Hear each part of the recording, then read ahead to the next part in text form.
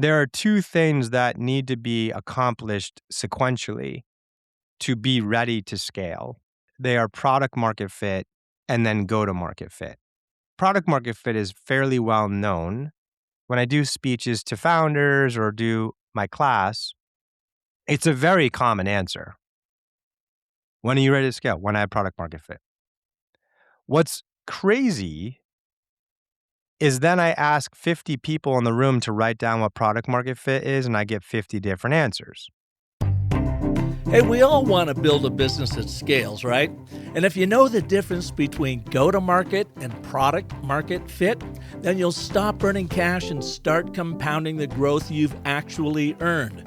But most founders scale the wrong thing at the wrong time because the conventional playbook says grow fast and figure it out later, leaving a graveyard of great products that died from too much gas before the engine was ready to roll. Hello and welcome to the Business of Story. I'm Park Howell. Mark Roberge is the co-founder and managing director at Stage 2 Capital. He's a senior lecturer at Harvard Business School and author of the new book, The Science of Scaling. He believes you can achieve predictable, repeatable revenue growth by matching your go-to-market strategy to your exact stage of product market fit.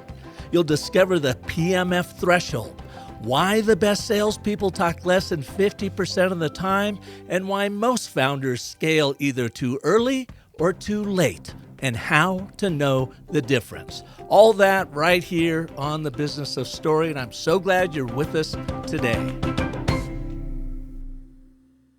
Mark, welcome to the show. Thanks, Park. Great to see you. And, we were talking about this just before we hit record. You being one of the founders over there, the fourth employee at Hubspot, you are good pals with my pal, Dan Tyre. A wonderful human being to know. Yeah. Like, just if you are ever down on your life, call up Dan Tyre. It's better than therapy. It is. I was introduced to him through a mutual friend, Greg Head, who is in the tech world. You may well know Nice. Greg, Yeah, too. I know Greg, yeah.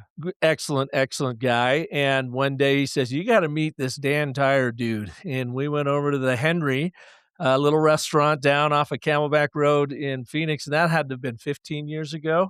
And he couldn't have been nicer. He was like he had known me for 15 years, Insane. Like, it's just like a born salesman. Yeah. He was my first sales hire at HubSpot, which was weird because I had no experience going into that role in sales, and Dan had like decades. So he was very patient with me in our coaching. I suppose like I had something to teach to him about the internet, which was, believe it or not, fairly new back then. Right. And he had a lot to teach me about sales, but just one of those guys that like, no matter if the person was like cleaning out the office space or the parking attendant, absolute best friends with them. And it was always so funny because at the time, I mean, we're like less than 10 people sitting in a room, and so we're just the engineers are coding right here and you're on sales calls here. It's just everyone's in the same room. And I remember every call Dan had, it was like, oh, Park, where are you? Oh, I'm out in Golden, Colorado. And they're like, really? Where? It's like, Central Street. Really? Where? Well, like Nick's Pizza. It's like, yeah, I lived above Nick's Pizza. I mean, it was always these like crazy connections that he would make. So it was a blast to take that journey with him. Yeah. And you were their very first chief revenue officer at HubSpot. And of course, HubSpot. Well, it doesn't mean anything when there's 4 employees, Park.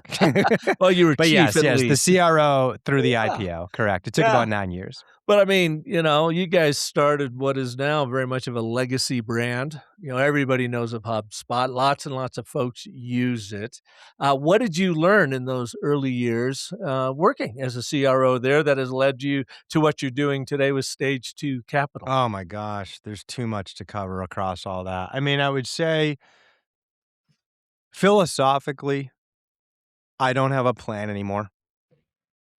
Because as I look back on the last 2 decades and I think about the things on my resume that people respect, HubSpot, going to sales, writing 2 books, being a professor at Harvard, starting a venture capital firm. I never intended in any of those. I never pursued a single one of those. So I think if you wanna get, like, philosophical, Park, like, um, I think one thing I learned is you can have a plan, but certainly be open-minded to the opportunities that are presented to you, because those could be the most important journeys. And, I would say on a more tactical level, I was very lucky to be chosen by, our co-founder, Brian Halligan, who had, at that point, a multi-decade career in sales, largely at PTC.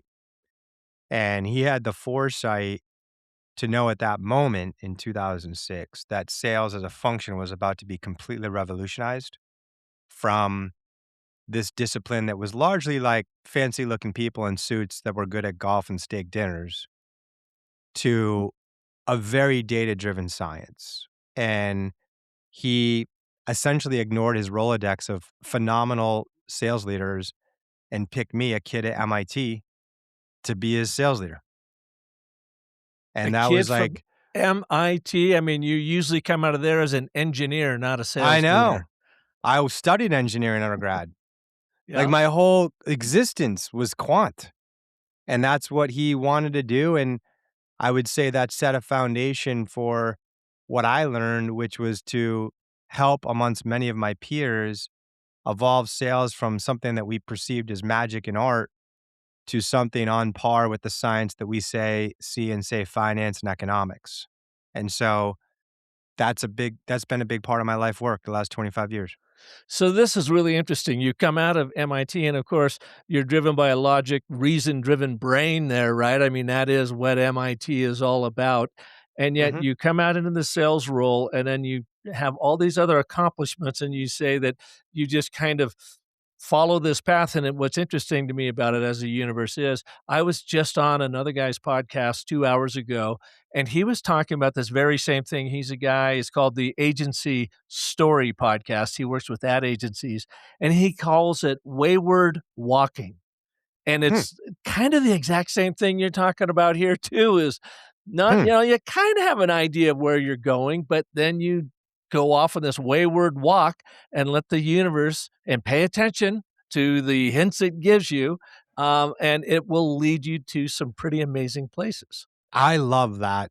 I resonate so much with that, and this can get a little wonky and Mhm. spiritual, which I don't wanna scare people off, but yeah, I mean, I'll say it in that way first, which is I am a spiritual person. I'm a deacon at my church, but I study all of the religions from, Jewish to Muslim to Buddhism to Hindu. I love them. I love to see the commonalities around them.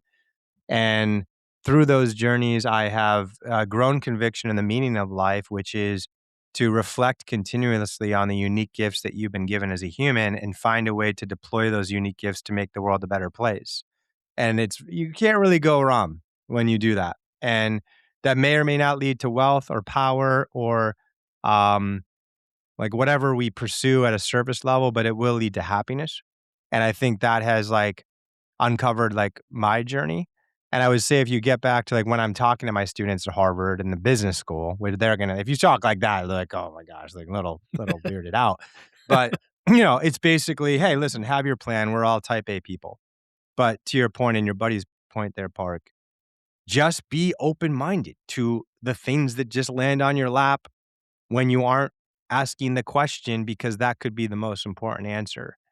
And I was lucky to do that in many different versions throughout my career. Yeah. And this led you to Stage 2 Capital and your new book, The Science of Scaling. So, Mhm. how do those 2 worlds come together? Yeah, a couple steps in between. Um, so if I may tell a story, Park. Well, it is the business of story. uh, it's 9 years into HubSpot. We just do the IPO. It's a blessed, amazing experience. And I'm like, I'm tired. I'm I'm done. I'm just gonna take a year off and reflect on life and figure out I'll probably do another head of sales journey. I don't know. And as I'm going through, like, I gave a lot of months notice just because you have to prepare for that stuff. And during that time, without knowing, well, I wrote this book called The Sales Acceleration Formula back then. And that book did surprisingly well. I donated all the proceeds of that book to this awesome org called build.org that helps kids in tough cities in high school. And it was the reason that came about was that back then you may remember Jill Conrath, who was probably one of the most famous sales authors of that generation and still Mhm. is. And we had breakfast together and she wrote down on a piece of paper, The Art and Science of Sales by Jill Conrath and Mark Roberge. And she's like, I want to write this book with you. And I was like, Jill, I didn't even clear 500 on my verbal SATs. Like I scored perfect on the math, but which is why I got an MIT, but like I can't write. And she's like, "Come on, like write a chapter, we'll bring it to my publisher." So I did, and she was like, "This is awesome." She's like, "This is your own book. You have to write your own book, and then we'll write the next one together." And I'm like, "Oh my gosh, Jill, now you got me writing 2 books." So I write this book, and I asked one of the professors at Harvard to write a blurb on the back because it was right in our backyard. We started HubSpot out of Boston, so the it was a big name in Boston, especially at the time. And so the Harvard professors would say, I'm doing a class in sales. Can you come over and do a speech? I'm like, all right. So I asked one of them to do a blurb and he read it and agreed. And I took him to lunch to thank him. And he was like, hey, I've seen you in the classroom and now I've seen your writing. We're going through a pretty big shift at the school. Everybody is kind of the demand for banking and consulting is going down and everybody wants to be an entrepreneur. So we're trying to like evolve our faculty and classes. Would you ever consider joining the faculty full time and building and teaching the sales courses? And I was like, you didn't let me in as a student, so it's like, anyway, so like I ended up, doing that full time for 5 years, which was a much better thing than sitting around on the beach or golfing. Right. So it's just like, it was cool. I learned to be a good professor. I had a great place to learn to be a professor. And through that, I got to continue to express my passion in life, which is entrepreneurship. So a lot of the VCs that I got to work with during HubSpot, like Sequoia and General Catalyst, would do these investments at the early stage, be like, Mark, can you help these folks out and build the sales team? So I was like, yeah, I'll do it, but I'm not going to do like 50 of these. If I'm going to do it, I'm going to do it. I'm going to go like to the office a day a week, listen to calls, interview reps, talk to customers. So I did that. I did that for like 5 years. I worked deeply with like 15 companies. One ended up doing an IPO. One sold for $1 billion. A couple were priced at $1 billion. A bunch of bankruptcies. It's like the game we play. It's like Major League hitting. If you're great, you still strike out most of the time. Like it's Mhm. just the game we play. And it gave me this pattern recognition experience of like why did some of these be an IPO and why did some of these go bankrupt? And then that led to starting Stage 2 Capital with a guy, Jay Poe from Bessemer, who approached me with the idea. And it led to more data points. And then I just did a speech in 2019 at SaaStr. And every time I speak at SaaStr every year, I do something new. And this speech happened, it just was about like how to use data, like how to use a rigorous framework to know when to scale revenue and how fast, just like we accrue and recognize revenue. It didn't exist and it's crazy and it leads to a lot of unnecessary failure. Half the entrepreneurs go too fast too early, half the entrepreneurs wait too long and go too slow. And we need to know when to go. So I did the speech, it went viral, and then Stanford asked me to write it up. And I'm giving all the proceeds to mental health, which is hugely motivating. So yeah, that's the story, Park. Wow. So I got to ask you a question that I was asked on that show a little bit earlier today. It was the final question of my interview. And since you brought it up, you said you've got these Harvard students that are going from bankers and finance folks into entrepreneurs. So my question to you is, are entrepreneurs born or built? Wow, that's a good one. I think they're built, but I'm hesitant. I know for a fact that salespeople are built and not born. That can be taught because I teach them. I teach all of them, whether they're from Africa or Asia or Europe or South America, wherever, men, women, whatever, or ex-military, ex whatever. You teach them how to So sell, which is how to sell? influence and persuasion, right? But No. entrepreneur, isn't there a different chemistry Yeah. to Totally entrepreneurship? different. Yeah. Totally different. And I think it's one we have to unpack. I've never really unpacked that with anyone. This is kind of a cool thing. I will tell you, when I was at MIT, they were studying it in 2005, and they did come to a conclusion of two attributes that correlate with successful entrepreneurs, which I think has probably changed because entrepreneurship has evolved so much in the last 20 years. But the two they came up with that correlated were, number one, your family were entrepreneurs, which at the time made sense because it was a very unusual career. And I remember graduating with one of my good buddies at MIT who was actually a doctor. He was 27-year-old. He was a ophthalmologist. His dad was a doctor. His grandfather was a doctor. His great grandfather was a doctor. He was from Turkey. When his dad met me at graduation, he threw a meatball in my face. He was pissed. You're polluting my son with these ideas of entrepreneurship. He's got this noble career. His son went off and made like $20 million the next year with a startup. I mean, it was awesome.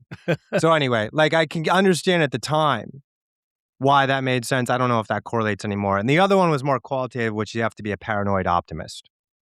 You have to like get up in the morning and face bankruptcy every day and have the optimism to get through it, but also the paranoia to see what else is around the corner. That's what they said. Mhm. And so, yeah, I think everybody can have a contribution, but I think it depends. Like, if you're talking like first person, open the bank account founder, yeah, you're right. There's probably some attributes you're born with, and there's a lot of rewiring that would probably take psychology to get there. But if you join as the fourth employee, are you an entrepreneur? Mm. Yeah, I don't know. Like, so there's different, like, I think there's different roles Yeah. that I'd still consider. And I think there are many people out there that can add significant value to that journey. Yeah, because it was in my experience running my own ad agency, and we weren't huge, we were 20 some people. And I would always encourage every person from the account executive to the copywriter to the art director, you name it, to be entrepreneurial about what they're doing. How is this going to build the client's business? Think quote unquote outside the box. And I can tell you through in the 20 years that I ran my agency, I would be lucky if I could get a quarter of them to think Mm, entrepreneurially.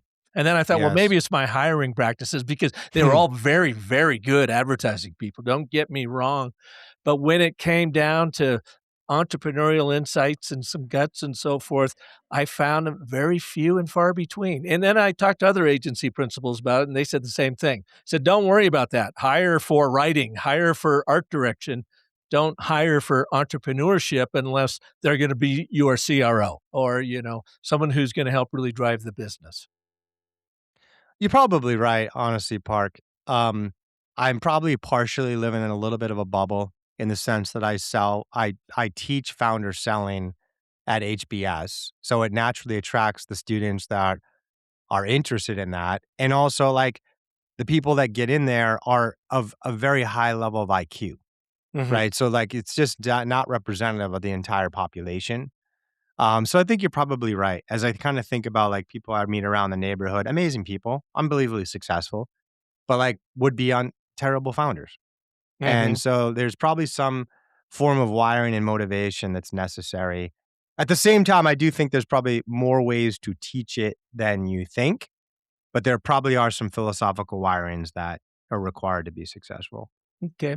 Well, let's do a little thought experiment around Yeah. your work. All right. So Okay. let's just say I am a founder. I have a great product because I know people like it. Hmm. I am attracting actually really good talent because they believe in my mission and what I'm doing.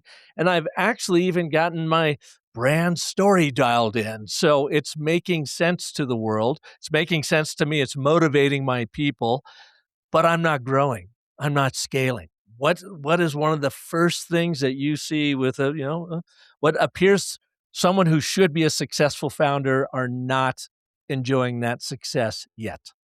Okay. So the direct answer to that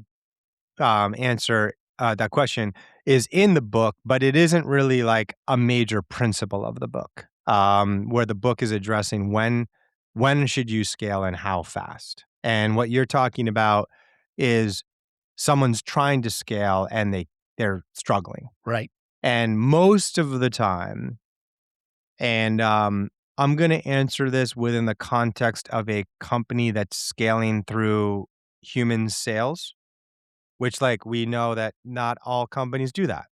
Like if you're like a dating site, you don't usually go door to door and try to get people to sign up to Bumble. Like you're usually doing like advertising, right? Whereas the principles are similar, but I need to just talk about the selling part Sure. first.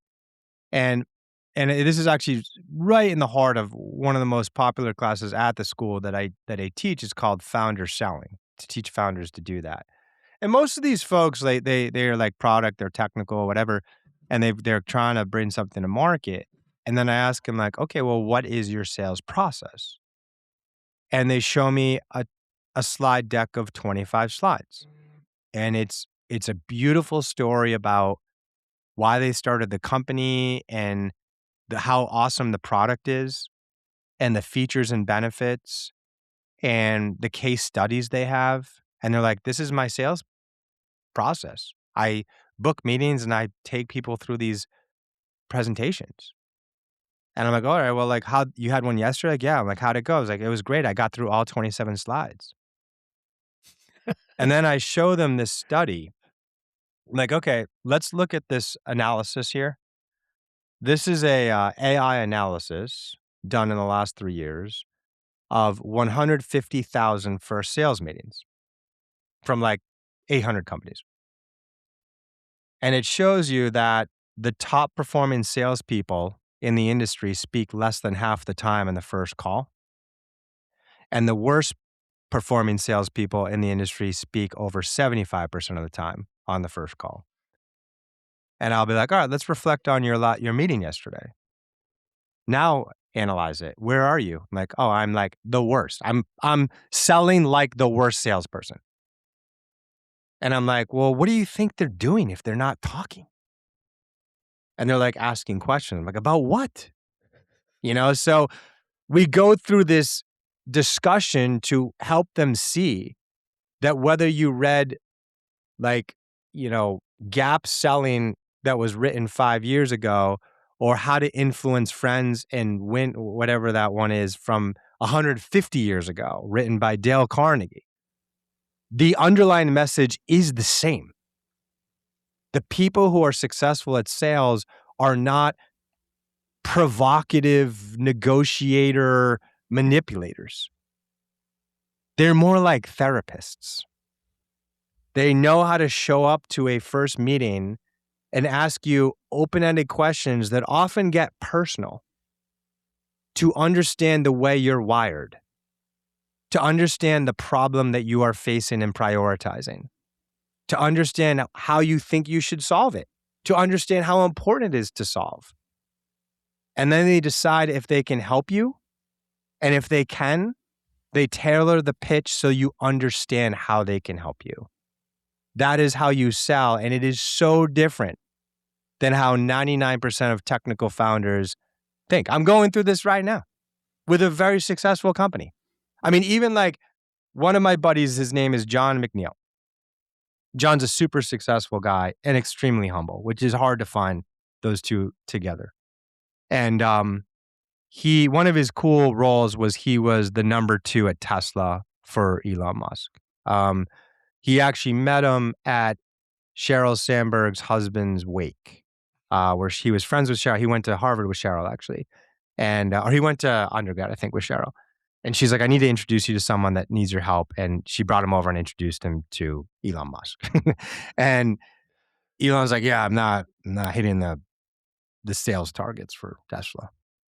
And he's like, can you help me? And John was like, I don't know. So he's like, give me 2 weeks. So John went around to all these different dealerships and watched how they were selling. And he watched a salesperson at Tesla. A mom walked in to test drive a car with her 5-year-old son. And they got in and the sales guy showed them how it goes from 0 to 60 in 3 seconds, and they were freaking out, and they did not get that sale.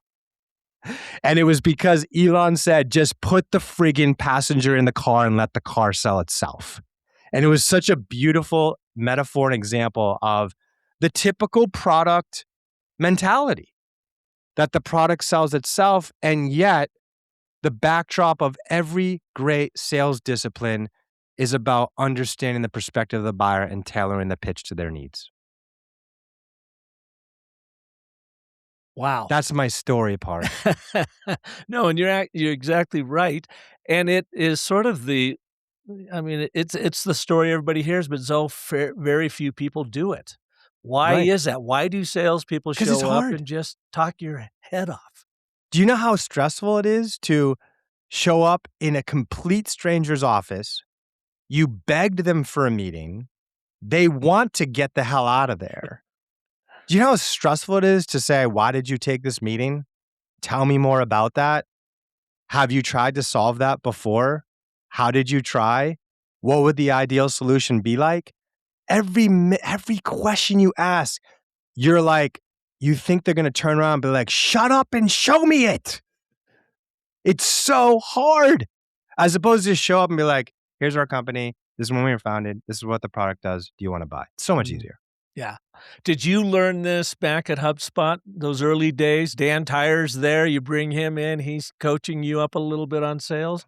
I mean, were you making these same mistakes in the early. Definitely. Yeah? Absolutely. I was terrible.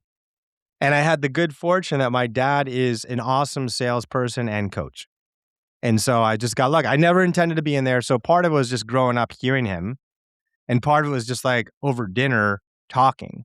And he grew up way back when selling Cutco knives, which way back Oh, when, yeah. like a lot of people don't. That was a great sales training program. They were very aligned with Sandler training, which we teach at Harvard. Really great methodology. Dave Mattson, their CEO, is an LP in my fund, and yeah, I was very fortunate to uh, have time with him, and also just a ton of other great advisors that I surrounded myself to learn this craft. Yeah. So you said that my first question was a small portion of your book. Let's talk about the greater thesis in this book. When to scale and how fast? Right. What are Which some of the things was we gotta look at? Yeah, which was the conclusion I saw in the difference between the IPOs and the bankruptcies. And it's kind of like I can picture with each company the board meeting and being in there when they made the decision, and embarrassing at how the decision is made. Literally, like, oh, here's an $8 million check, and then go hire as many salespeople as you can. Right. And like, again, like half the people do it too slow, too late. Half the people do it too fast, too early. But like, there's just like no rigor around it.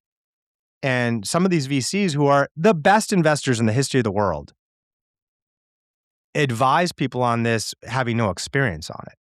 Right. So that's kind of a little broken in the ecosystem.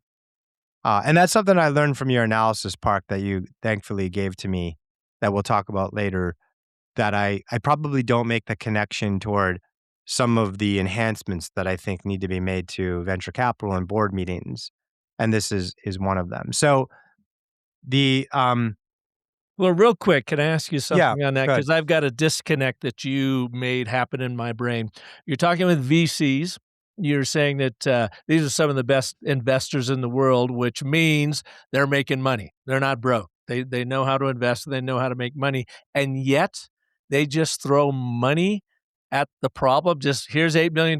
Go hire a bunch of salespeople and go. And that seems like a complete disconnect from someone who's really Sure. brilliant with money. Why is that? Thank you for bringing that out. That's great. Because when I mean they're great investors, it's because great investors will do 500 hours of diligence on a potential investment and say no and brag about it. I don't like that is so hard to do. And they just know how, like, they do the 99 diligence calls and they do the 100th. You know what I mean? Like, they're just just great. And they can see where the future's going. They can judge people. They're just like unbelievable investors. And that's how a lot of these VCs are. But then for some reason, they go into the boardroom and then someone says, who should I hire as my sales leader? And they talk about it just as confidently. And the founder listens. And their perception of that advice is based on a great investment they made 8 years ago in a completely different industry in a completely different time. This is what I call the inappropriate cut and paste. So there's something broken with the VC community where there's the investor and then there's the board member. And for some reason, we've made those the same role. And they're not. So that needs to be fixed. And so, yeah, getting back to your question, there are two things that need to be accomplished sequentially to be ready to scale. And they are product market fit and then go to market fit. Product market fit is fairly well known. And when I do speeches to founders or do my class, it's a very common answer. When are you ready to scale? When I have product market fit. What's crazy is then I ask 50 people in the room to write down what product market fit is, and I get 50 different answers.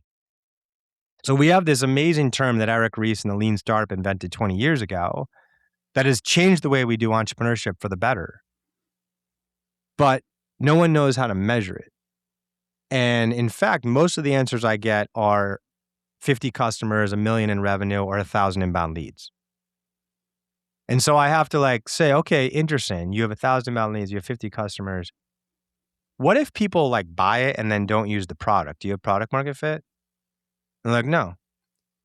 I'm like, but then they'll be like, but I'll just figure out why they don't use it and make it better and then get product market fit. And I'll be like, well, how do you know when you have it? I was like, when they keep using it. I'm like, exactly.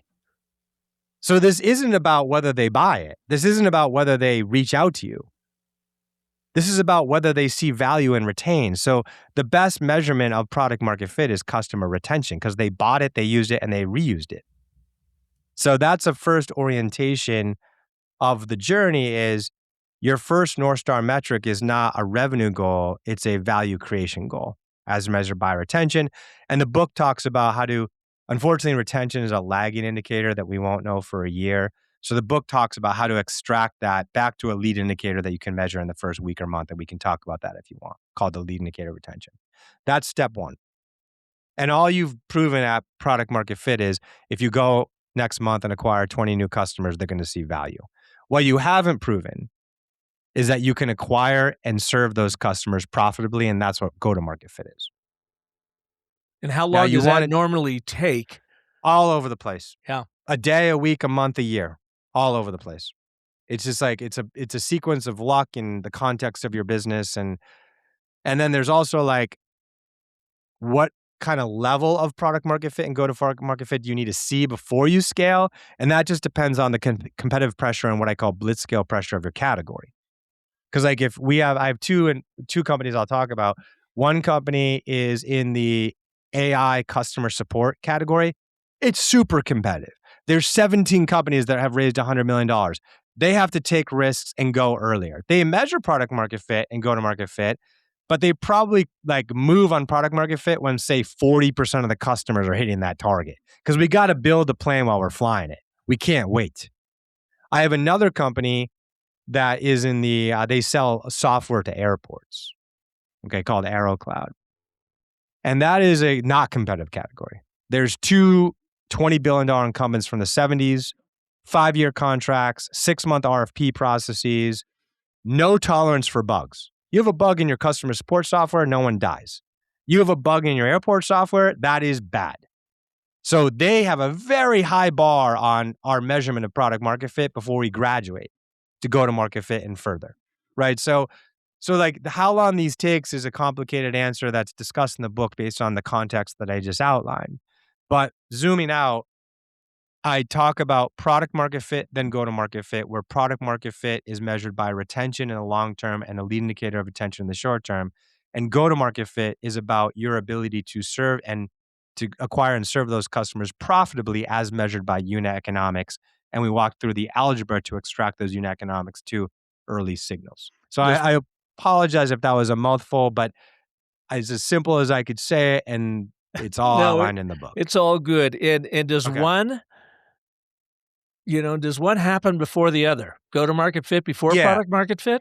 You have to do it that way. Yeah, That's that's what I another was part of the thinking. principles because first off, it's really hard to invent anything and find like deliver the value. So you have to throw all your resources at it. There's one of the companies that I was working with early on that I mentioned during that tenure was a company called Drift. Drift was founded by David Cancel and Elias Torres. I'd known David for a long time, but he happened to end up as our chief product officer at HubSpot, and Elias was our head of engineering. And they left and started Drift. And David did such a good job during the product market fit phase. When they acquired a customer, David flew to the office as founder to personally set them up and onboard them. And that customer was paying him $50 a month.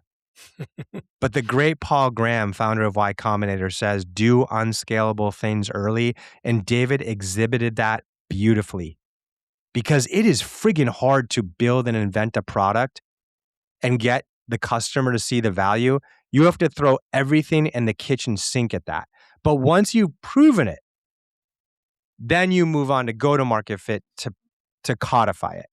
If you do go-to-market fit first, you will likely optimize the go-to-market on the wrong product-market combination. Mm-hmm. Okay, so they need to be done sequentially. Yeah, so like with our story cycle genie, which I sent you your brand narrative strategy there. What I have been doing is totally unscalable, but whenever we get a new customer, in fact, I just did it yesterday with one. I'll jump on a 2-hour Zoom with them. So let's onboard you. Let's get you going here. Here, do this. Let's build out that initial brand story. Let me show you then where this leads, and I'll give them some branding advice as we go, as they're developing their initial brand brain. But it takes a lot of effort to get them on board. But we learn a ton in that Exactly. process too. That's a sales process. Yeah. Yeah. Like you don't measure the profitability of your demo activity like directly, like because you're not generating revenue. So the post sale, the sale does not end when the customer signs and gives you money. The CRM should be set up so that stage 4 is set up, stage 5 is engaged, and stage 6 is they renew and refer. Mhm. That's the end of the sales process, right? So you're doing an awesome job with that. Do I have this right with HubSpot? I've never used HubSpot. I've never been a customer of it. I've looked at it once upon a time.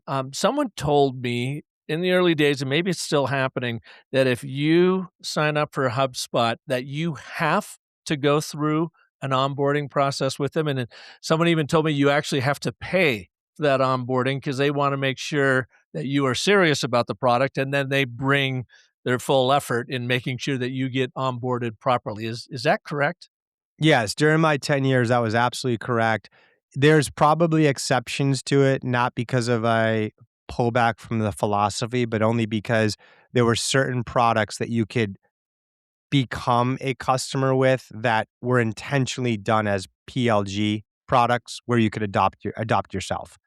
So, but yes, during the marketing software, that was a huge move. A lot of the VCs thought we were crazy. But it wasn't a product where there was a low time and effort to value. Like one of our friends at MIT was Drew Houston, who went off and started Dropbox. And Dharmesh was very enviable of his go-to-market motion because it was literally click here, back up your device, and then start paying us. And he's like, can we do that? And we tried. Unfortunately, our value prop was if you blog for 6 months, your leads will go up. It wasn't like a low time and effort to value. So we had to design things to let the customer prove to us that they were going to put the skin in the game because we didn't want to sign up people and waste their money. Yeah. And then even charge them for the onboarding. For sure. That's the Yeah. skin in the game, That's partially, wild. right? This is the work. You're going to show up. You're going to pay for it Yeah. up Have you front. Have you followed Alberto Savoya's work in his book, The Right It? No, It's tell me about it. it's just fantastic. So he was one of the first innovation engineers at Google, moved on from there, Stanford, and he's got this fantastic book that my co-creator, Sean Schroeder, said, "Park, you ought to read this." It's called The Right It, and he talks about prototyping, where you don't build a prototype and get it out there. You do a whole bunch of really inexpensive activities early on to see if what you got is the right market fit or product Nice. market fit for that matter. And he said the same thing that you just said right there. They have to have skin in the game in 3 different ways. Number 1, they have to be willing to invest their time into whatever you're doing so that they've got that. Number 2, they may or may not be willing to invest money. Get at least time, but if you can get them to invest in, the startup prototype, that's even better. And number 3, to invest reputation. Like, are Cool. you willing to talk about this product, that you like it or not? And when we launched the Genie, we did all 3. We got people to Perfect. invest the time. They paid us $500 as a beta tester, and then I would work with them in the development of their brand story. So they would get me as well as the Genie, but then they would give us these amazing testimonials on it. And it kind of goes back to and I think maybe even that came from the HubSpot conversation when Sean was saying, well, I believe HubSpot charges people to onboard them, That's they so have funny. skin in Yeah. the game of what you're talking Right. about. Yep. Yeah, I So, think that's brilliant. I mean, I don't know. One of the things you learn when you're like a professor is to like pick apart like, does it apply in all cases and its law? mhm. And I think that is a beautiful insight that 99% of people should follow. I mean, I guess, like, can I try to pick it apart? Like a home security system, if it's set up and I'm paying, if it never goes off, I'm still happy. Like, I don't necessarily have skin in the game. Perhaps McAfee running on my PC. I suppose I can make an argument that when a bug gets detected, I click in and see it. So, yeah, it's a hard one to poke at, but I love it. I love the philosophy. Yeah, well, it's a really, really great book. If you get a chance, I'd skim through Cool. it, check it out. Definitely.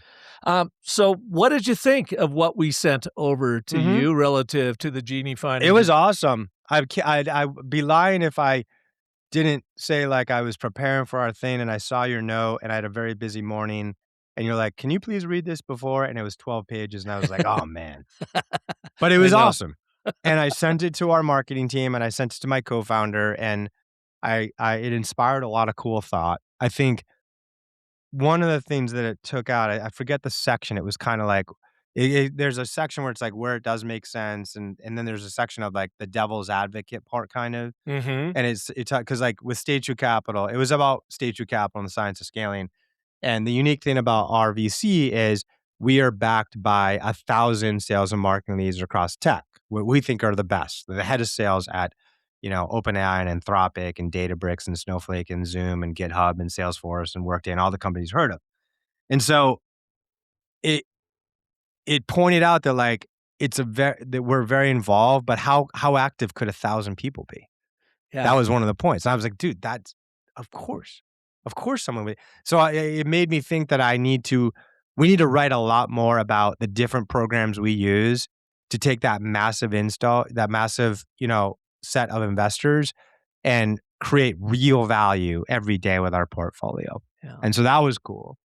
Yeah, it was right Um, there in the positioning vulnerabilities. It said the yes, quote active involvement and quote credibility gap. What does 1,000 executives involved actually mean in practice? exactly. Yeah. Right. So like, I mean, we set up these very intimate advisory boards. We do these very intimate workshops on like pricing or account-based marketing or whatever. So like we've been at it for 8 years and create that value, but it's not popping Mhm. to the analysis of everything. And the other one was the opportunity on the storytelling and the messaging around why venture needs to change and adapt, which we've talked a little bit about and you've inspired. That like I think a lot of the things we stand for, it's not like the great VCs who invested in HubSpot and my friends, they're like, as I said, they're brilliant people, absolutely brilliant.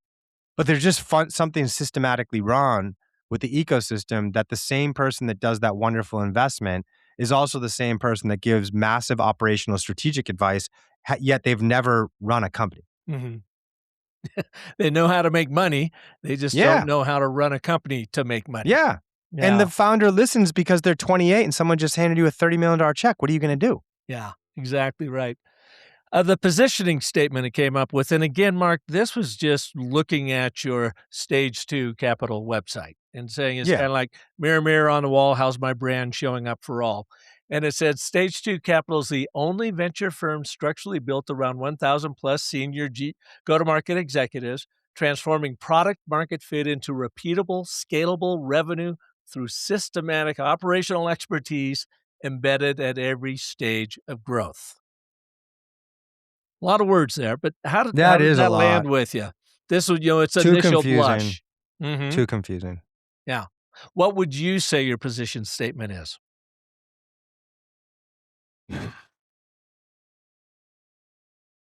Hmm.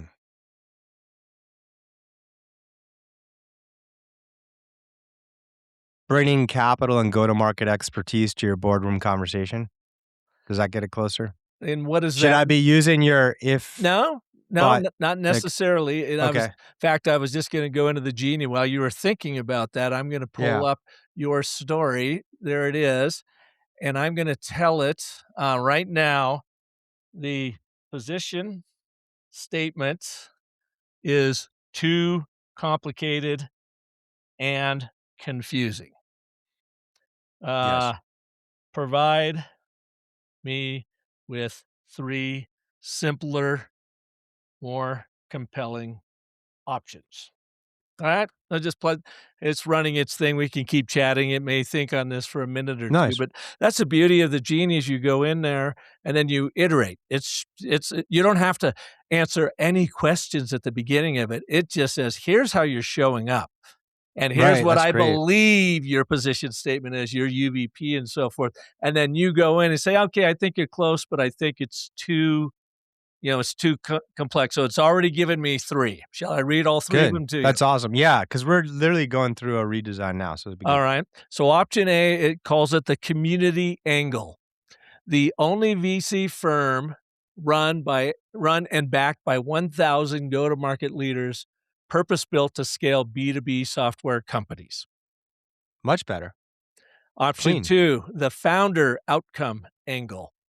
Stage 2 capital gives B2B founders capital, a proven framework, and 1,000 plus go-to-market operators who are invested in their success.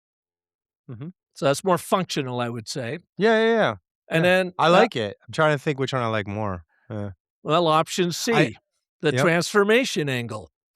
The venture firm where B2B founders go from product market fit to scalable revenue with 1,000 plus go to market leaders invested in the outcome. Yeah. Wow. Those are tough 3 choices. I feel like I have to, like, look at them. I feel Mhm. like one has a slight edge, but it's hard because I don't hate any of them. I'll Like, send it's them it's, over uh, to something you I have to after yeah, this, I have yeah. to, like, stare at it, yeah. But that's the beauty of the Plus, genie. I'm not the best at that, so, like, I need to go talk to Get your people and, like, figure marketing out that team yeah, looking at. exactly. But Yeah. that's how it iterates with you. So it's, Yeah, I sick. don't I think artful or artificial intelligence is like the worst brand name going. I believe it's artful intelligence if you use it right, and that's what we try to I like build that. with the genie. Yeah. Very No. cool. Super Yeah. valuable.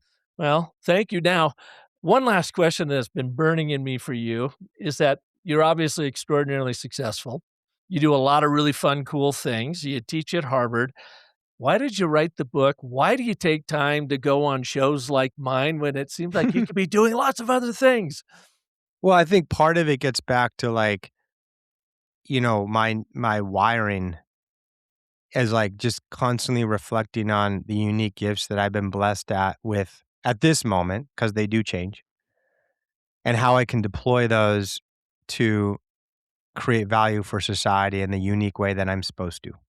And that's just, how I've just been called to do right now. And I think the other thing that I'd love a chance to talk to that about, which is related to Question Park, is the cause behind the book, which for this one, as I mentioned, 100% of the proceeds are being donated to mental health.